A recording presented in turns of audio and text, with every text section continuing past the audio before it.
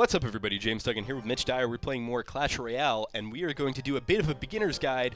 I would consider myself less than a beginner because I haven't played this game at all, but I'm absolutely going to download it now that I've seen it in action. Mitch, you have a pretty good record for the amount you've played. I'm doing okay. I'm not a great strategist, and I hope I win during this video. But so I always wait for the enemy to attack first, and typically I always open with a giant if I have one. You don't need this giant in your deck, and as you can see, this guy did this as well. But by waiting, I earn enough elixir over time to send up a backup army with my giant. So they're going to be able to defend against his giant and then hopefully push forward into the enemy lane. Most of the time, it's always worth waiting to get a higher level elixir creature, like a dragon or a Valkyrie or something to that effect. And before I drop a unit, I'll try to wait to earn a little more elixir in case I need a backup plan, like if I need right away to drop a firebomb or if I need right away to get goblins out to help defend or back up a giant or something like that. So I try not to just immediately, like right there, I got 3 elixir. I try not to just use it right away. Sure. Especially in a scenario right now where it's like I have a ton of skeletons. I had the giant helping out on the left lane. You got him on the ropes. Yeah, like I'm doing decent damage, and I don't really need that backup right now. And you can see he's doing the same. He's saving. He's got some in the works. Yeah. So I'm going to drop a giant. I'm going to drop a knight, and then I'm going to save for this this little lady right here. I can't remember what she's called. Musketeer. So that'll give us some range in addition to a lot of tank. The knight is tanky. He's actually about to die. It's okay, you got a giant behind him. And now I'm going to get some archers behind this giant. The knight's going to fight the giant. The archers and the musketeer are going to take out the knight. Why is the giant just going straight for the tower? Is that just part of his does not attack units. AI? He only attacks structures. buildings. Okay.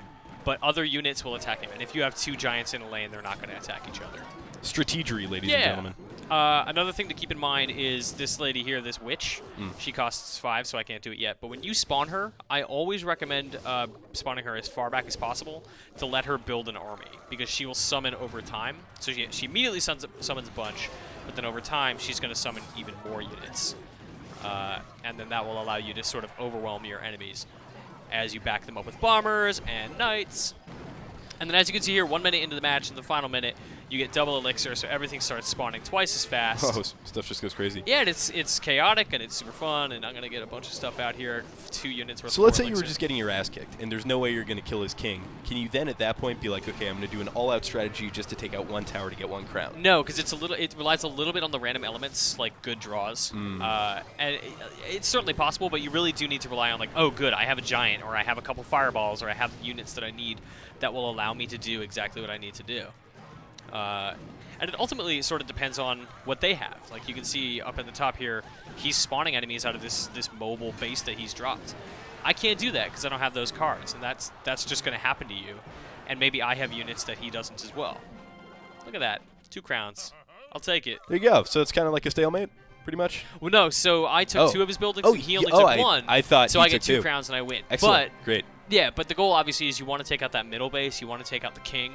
And that will give you 3 crowns, which in turn will give you more trophies. And the more trophies you have over time, it's sort of indicative of like your ranked MMR, like matchmaking rank or your skill or whatever. And then that will allow you to advance into a different arena. So I don't qualify for the Barbarian Bowl because I don't have 800 of the trophies. I only have 500. So I qualify for the second arena, and I'm going to keep grinding away and, building different decks and trying to figure out what works best for me. And I seriously recommend if you have a deck that just isn't working and you don't know why your strategy is not working, change your deck. Sure. Change it completely. Go into battle with a different one. Do you want to, since we're here and we have a couple of units that we haven't seen before, do you want to just talk about any strategy for cards we may have not seen that game? Yeah, I mean, I've talked about this a little bit before. I love this deck that I have here. This is a little bit more of a glass cannon kind of deck. I've got lots of low-cost units, a couple high-cost ones, but something like the Witch here, she gives me the summons. She gives me the skeletons. So that gives me a bunch of little units. So I try to have her and the goblins, because the goblins come in groups and they're very fast and they're very weak, but they deal a lot of damage really quickly.